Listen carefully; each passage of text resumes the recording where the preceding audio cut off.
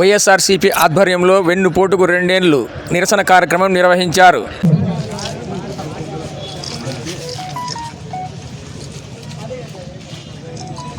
జై జగన్ జై జగన్ జై జగన్ జై జగన్ జై Jagan super 6 super flop super 6 super flop super 6 super flop ప్రతి నెల మహిళలకు ఎక్కడ బాబు ప్రతి నెల మహిళలకు 1500 ప్రతి నెల 1500 మహిళలకు super 6 super flop super 6 super flop super 6 super flop ప్రజల తరపున మనమందరం కూడా పోరాటం చేసేదానికి, పేదవారికి సంక్షేమ పథకాలు అందాలని, రైతుకు న్యాయం జరగాలని, రైతుకు ఇన్పుట్ సబ్సిడీ రావాలా, కూటమి ప్రభుత్వం ఇచ్చిన హామీలలో ఈరోజు మనం ఒక్కసారి ఆలోచన చేస్తే జగన్మోహన్ రెడ్డి గారు పరిపాలన చూసాం.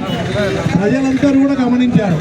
కరోనా కష్టకాలం వచ్చినా, ఆర్థిక ఇబ్బందులు వచ్చినా ఇచ్చిన మేనిఫెస్టో ఒక ఖురాన్గా, ఒక బైబిల్గా, అదేవిధంగా ఒక భగవద్గీతగా భావించి ప్రజలు ఎంత పవిత్రంగా, ఎంత నమ్మకంగా భగవద్గీతను కానీ, ఖురాన్ కానీ, బైబిల్ని కానీ భావిస్తారో అంతే పవిత్రంగా వైఎస్ఆర్ కాంగ్రెస్ పార్టీ మన నాయకుడు మేనిఫెస్టోను అంతా పవిత్రంగా ప్రజలకు ఇచ్చిన హామీలు నెరవేర్చాలనే ఆలోచనతో మేనిఫెస్టో రిలీజ్ చేశారు. కరోనా కష్టకాలం వచ్చింది, ఎన్నికల్లో హామీలు ఇచ్చినాడు, నవరత్నాలు హామీలు ఇచ్చారు, రైతు భరోసా అన్నారు, డాక్రా గ్రూపులు రుణమాఫీకి ఆసరా ఇచ్చారు, చేయూత ఇచ్చినాడు, ఫీజు రియంబర్స్మెంటు, అదేవిధంగా విద్యార్థులకు అందరికీ కూడా వసతి దీవెన ఇచ్చినారు, ఆరోగ్యశ్రీ చేసినారు, రైతులకు కష్టకాలంలో ఇన్పుట్ సబ్సిడీ ఇచ్చినాడు, ఇన్సూరెన్స్ ఇచ్చినారు, రైతు భరోసా కేంద్రాల ద్వారా విత్తనాలు పండించిన పంటను కొనుగోలు చేసే విధంగా, కొనుగోలు చేసే దాంట్లో గిట్టుబాటు ధర లేకపోతే 1000 కోట్లు ఖర్చు పెట్టి ప్రభుత్వమే కొనుగోలు చేసి రైతులకు అండగా ఉన్న పరిస్థితి చూసాం. నాడు నేడులో స్కూల్స్ డెవలప్ చేశారు, పేదవాళ్ళ పిల్లలు చదివే స్కూల్స్ బ్రహ్మాండంగా డెవలప్ చేయాలని. అదేవిధంగా హాస్పిటల్స్, ప్రైవేట్ మెడికల్ కాలేజీలు తీసుకొచ్చారు. ఈ విధంగా ఆయన పరిపాలనలో ఒక యువ నాయకుడిగా వచ్చినప్పుడు అనుభవం ఉన్న చంద్రబాబు నాయుడు అయితేనే బాగా చేస్తాడని చెప్పి ప్రచారం చేశారు.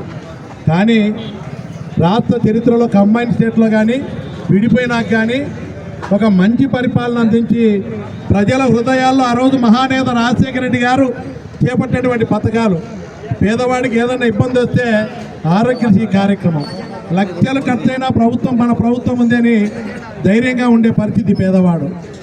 రైతుల పట్ల కానీ అన్ని విధాల ఆ రోజు రాజశేఖర రెడ్డి గారు ఏ విధంగా చేశారో అంతకంటే మిన్నగా పరిపాలన అందించాలనే ఆలోచనతో చిత్తశుద్ధితో మా నాయకుడు పరిపాలన చేసినారు. ఇచ్చిన మాట ప్రకారం రైతులను ఆదుకున్నారు, డాక్రా గ్రూపులు మహిళలను ఆదుకున్నారు, పేదవాళ్ళ పిల్లల భవిష్యత్తు కోసం ఎన్నో కార్యక్రమాలు చేపట్టారు. ఈ విధంగా చాలా కార్యక్రమాలు చేపట్టి ఒక మంచి పరిపాలన అందించినారు. ఆ రోజు చూస్తే డీజిల్ రేట్ పెరిగిందని చెప్పి లోకేష్, రాష్ట్ర ప్రభుత్వం ట్యాక్సులు ఎక్కువ ఉన్నాయి, మేము అధికారంలోకి వస్తే ట్యాక్సులు తగ్గిస్తాం, మిగతా రాష్ట్రాల్లో ఎక్కువ ఉన్నది, ఈ రాష్ట్రంలో కూడా డీజిల్ రేటు తగ్గాలంటే ట్యాక్సులు తగ్గియాలా, జగన్మోహన్ రెడ్డి పెంచినాడు అని ప్రచారం చేశారు. ఈ విధంగా ప్రచారం చేసి ఎన్నికలు వచ్చినాయి.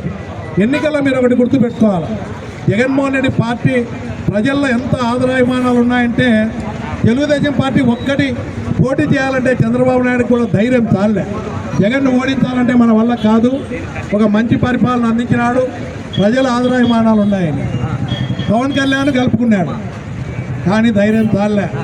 మళ్ళా డబుల్ ఇంజన్ అని చెప్పి బీజేపీని కలుపుకున్నారు, అయినా కూడా ధైర్యం చాలే.